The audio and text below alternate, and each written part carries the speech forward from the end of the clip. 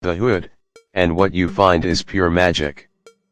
Under the hood, well, actually, under the aggressively sculpted front clamshell lives a 3.0-liter turbocharged inline-6, pumping out 382 horsepower and 368 pound-feet of torque.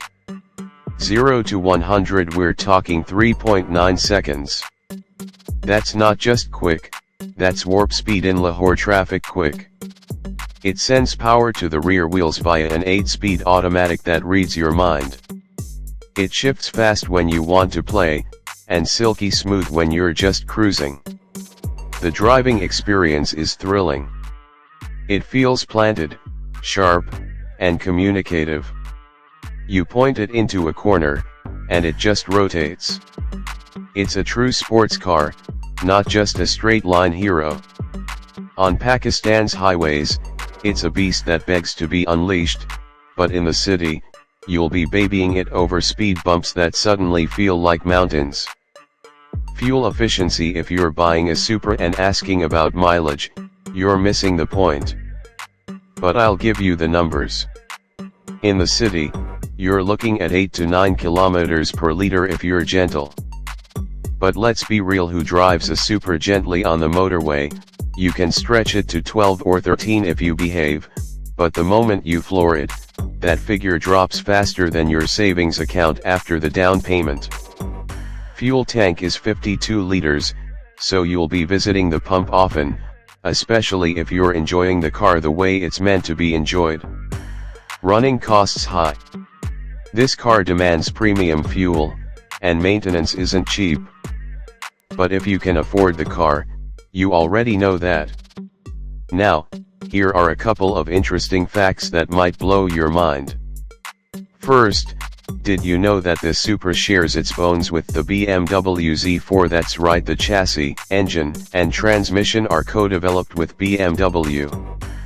But Toyota's engineers tuned the suspension, steering, and even the sound to give it that distinct Supra character.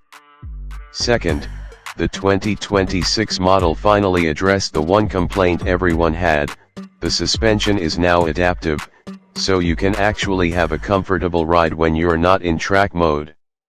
And third, a fun hidden feature, the cup holders are cleverly tucked away behind the passenger's elbow to keep the cockpit clean. Also, owner complains the rear visibility is laughable, it's like looking through a mail slot. And the paint is thin. PPF is not optional, it's mandatory if you don't want rock chips from our lovely roads. Let's talk pros and cons. Pros. Number 1, it's a Toyota, so reliability is solid despite the BMW partnership. 2, it's ridiculously fun to drive, the definition of a smile machine. 3, it looks like $1 million and gets attention everywhere. 4, the aftermarket support is huge if you want to go down the modding rabbit hole. 5, it's a genuine icon with heritage. Cons. Number 1, the interior feels a little cramped, and the rear seats are basically cosmetic. 2, ground clearance is a genuine issue in Pakistan, you will scrape, period. 3, the running costs are high and you're buying a sports car in a country where roads aren't exactly designed for them. And 4, the price tag is eye-watering. I mean, for this kind of money, you could buy a house in a nice society. But then again, you can't drift a house, can you now, for some funny and relatable moments? Imagine taking this car for a family trip to Murray. Your mom's in the front seat complaining about the bumpy ride, your dad's in the back with his knees in his chest, and you're trying to explain that the Supra isn't built for family comfort. Or picture this, you're in Karachi, trying to go over a speed breaker at an angle so shallow that people think you're parallel parking.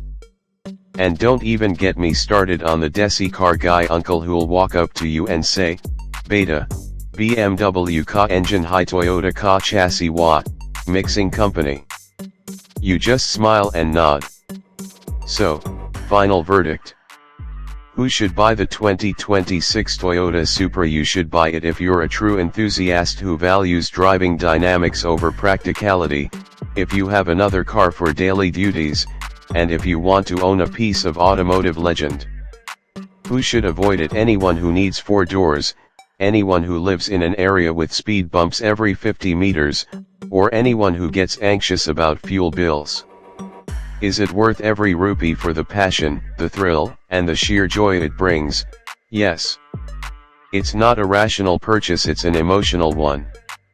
And sometimes, that's exactly what you need. If you enjoyed this review, smash that like button, subscribe for more Desi car madness, and let me know in the comments, would you take a Supra over a German rival, or is this the only Toyota you'd actually get excited about? I'll catch you in the next one. Peace.